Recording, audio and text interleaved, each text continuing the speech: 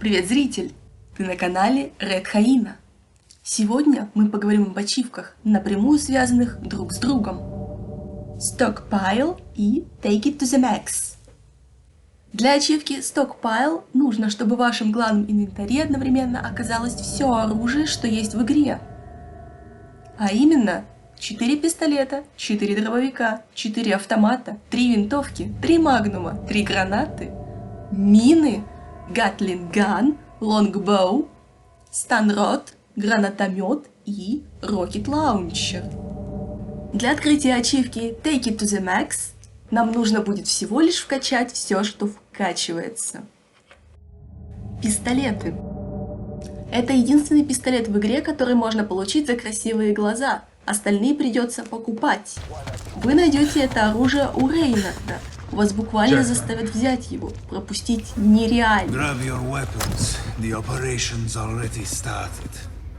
При полной прокачке это довольно неплохая штука. Стоимость покупки 2000 индибийских долларов. Стоимость полной прокачки 85 тысяч индибийских долларов.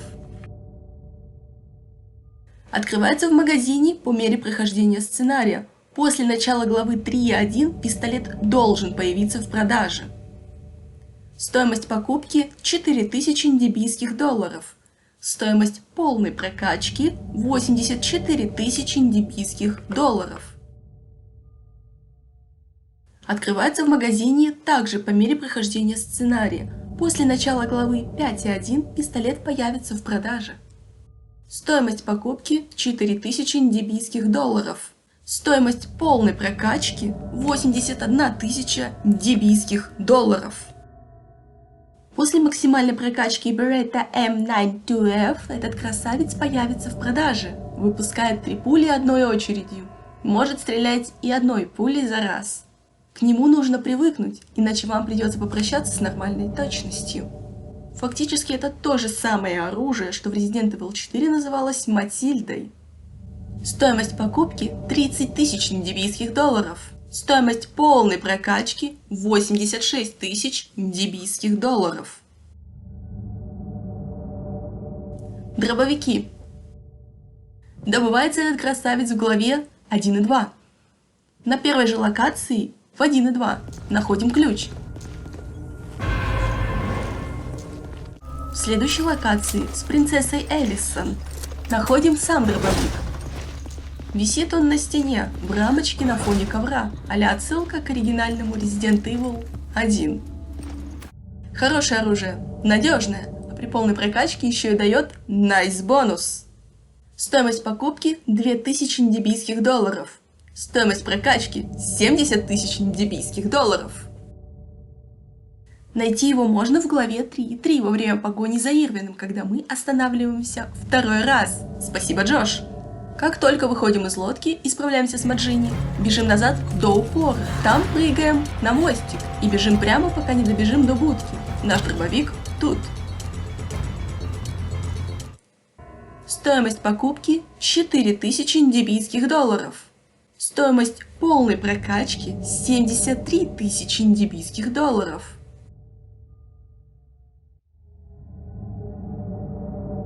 Находится этот дробовик в главе 6.1. Как только мы минуем палубу, нас ждет долгий спуск по лестнице. В самом низу наш дробовик.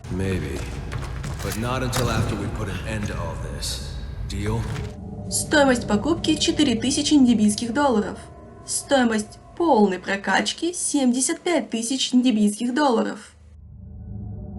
Великолепная гидра появится в продаже только после прокачки и чача Итака M37, нашего первого дробовика.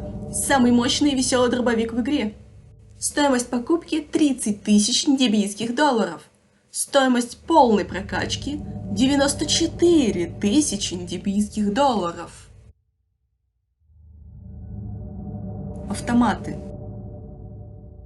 Это тот самый Скорпион Леди Вороны. Поначалу слабенькое оружие, но после прокачки при правильном использовании может дать жару. Находится это чудо в главе 1.1 на площади собраний. Как только судья и палач Рейнарда пробьет ворота, бежим в самый конец локации, к запертым красным воротам. Добежав до них, поворачиваем направо. Скорпиончик тут. Прямо в кейсе ждет, когда мы возьмем его в руки. Нужно брать его, пока горячий. На этой же локации в 1.2 Скорпион исчезнет.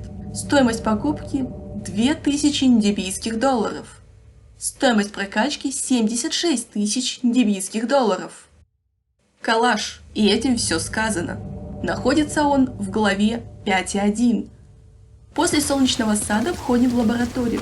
Далее все очень линейно. В одной из комнат по пути вашего движения будет сейф и кейс. Вы не перепутайте, это пункт наблюдения. Там наш калаш и лежит. Стоимость покупки 4000 индибийских долларов. Стоимость полной прокачки 67 тысяч индибийских долларов. Это может сбивать с толку, но третий автомат в игре мы находим раньше, чем второй. Так Capcom решили запрограммировать игру. Их право мы не осуждаем. Находится этот автомат в главе 2.1, там же в гаражах, где висит самая заметная в игре эмблема, о которой я говорила в своем предыдущем видео. Стоимость покупки 2000 индибийских долларов. Стоимость прокачки 73 тысячи индибийских долларов. Найти этот автомат можно в главе 5.2 возле неработающего конвейера. Прямо на столе около файла о фейле. Стоимость покупки 4000 индибийских долларов. Стоимость прокачки 71 тысяча индибийских долларов. Это одно из эксклюзивных оружий, в данном случае для Криса. Появится он в продаже после прокачки нашего Скорпиона VZ61. У Гатлингана есть ряд недостатков. Во-первых, это не Гатлинган, а миниган. Во-вторых, он долго раскручивается и втирает точность на ура. Одно преимущество – это бесконечный боезапас. Но это достоинство легко перечеркивается, если у вас включен режим бесконечных патронов в игре. Не советую давать Крису это в руки, даже по приколу. Если убить им 30 врагов, то вы получите ачивку Crowd Control. Лучше всего это делать в главе 1.1 после первой встречи с Маджини. Посмотреть, как это сделала я, вы можете, перейдя по подсказке. Стоимость покупки 50 тысяч индибийских долларов. Снайперские винтовки. В главе 2.1 после того, как к нам прилетит горе-помощник Кирк, просто бежим постоянно прямо, до тех пор, пока не упремся в здание. В этом здании наша первая винтовка.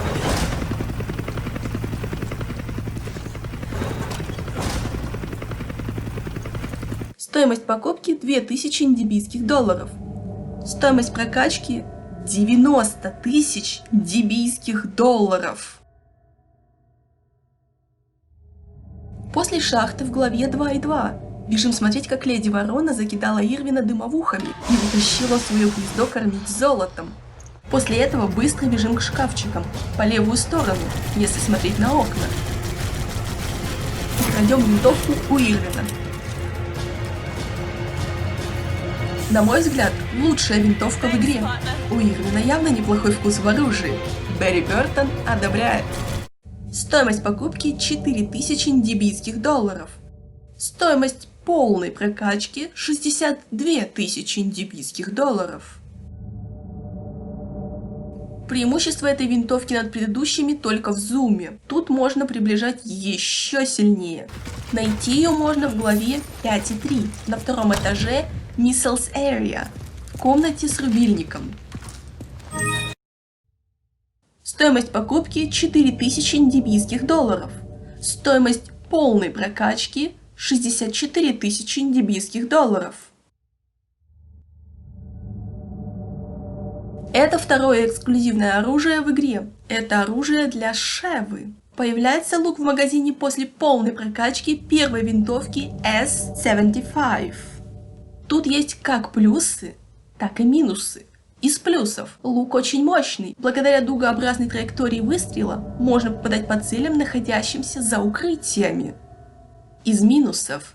Из-за дугообразной траектории выстрела бывает сложно попасть в цель с непривычки, а в суматохе, когда цель быстро меняет свое положение, стрельба из лука превращается в настоящее испытание.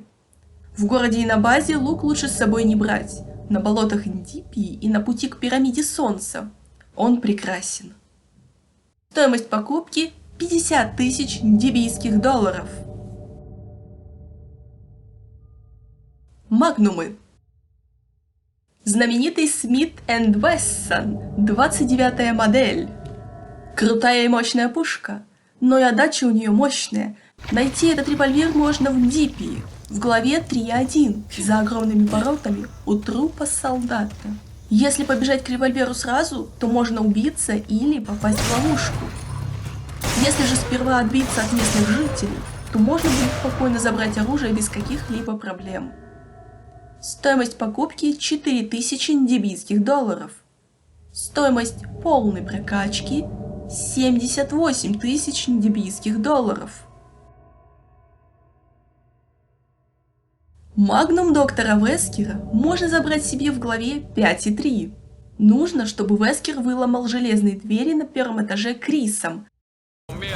А дальше, пытаясь не умереть, бежим с товарищем к саркофагу на втором этаже.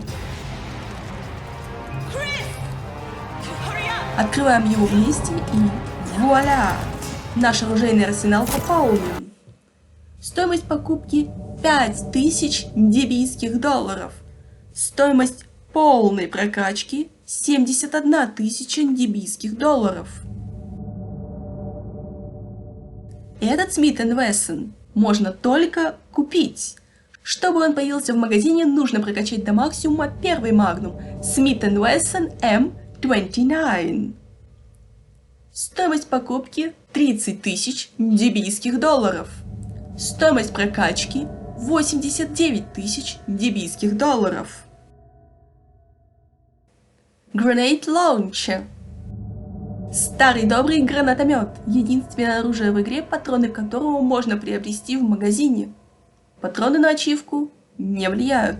Найти его можно в главе 4.1 в зале со статуями богов. По пути к зеленой статуе, если бежать к ее правой руке, будет место, где лежит кейс с оружием. Стоимость покупки 10 тысяч ндибийских долларов. Rocket Launcher. Традиционно самое мощное оружие в серии. Для мини-боссов вроде судьи и палача Рейнарда хватает и одного заряда, а вот против полноценных боссов вроде Ирвина или Безумного Доктора надо 2-3 прицельных попадания. Найти эту крошку можно в очередном тайнике мистера Ирвина, а именно в Индипии, в главе 3.1. На болотах находим полузатонувший корабль. На самой его вершине огромный кейс с рокет-лаунчером. Можно заработать бесконечный боезапас. Я его получила, пройдя все главы не ниже, чем на ранг А. Работает только с включенным режимом бесконечных патронов. Стоимость покупки 10 тысяч ндибийских долларов.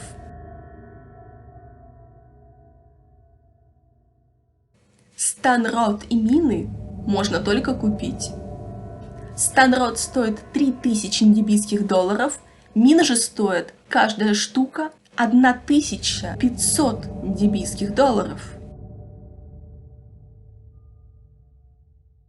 Гранаты. Их в игре 3 вида. Купить их нельзя, их можно только найти. Осколочная граната, она же зеленая граната, взрывается через несколько секунд после броска. Зажигательная граната, она же красная граната, взрывается при ударе от цели. Светошумовая граната, она же синяя граната, крайне эффективна против всех видов раскрывшейся плаги. Также ей очень хорошо глушить Леди Ворону. На этом все.